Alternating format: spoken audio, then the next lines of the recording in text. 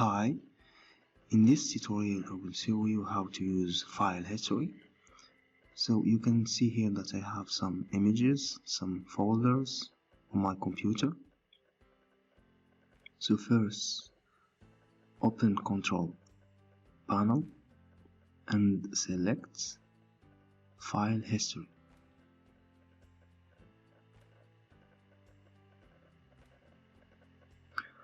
Then here you can select the drive you are going to use to save the history of your files.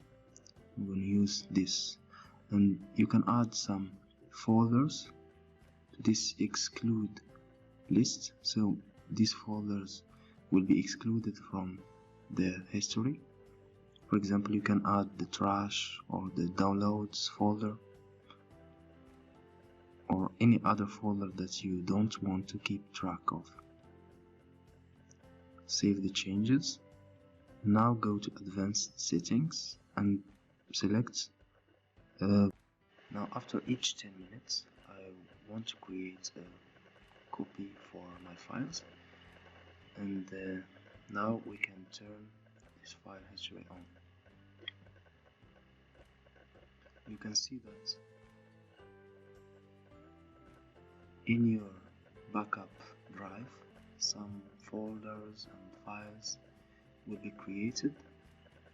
So after this operation finished,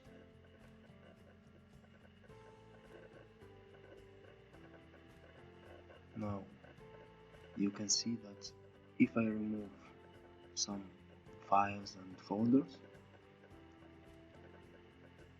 and even empty the trash, I will remove other files from this folder.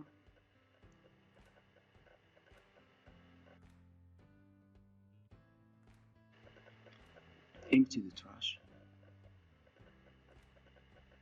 Then now I can restore my personal files from my backup drive.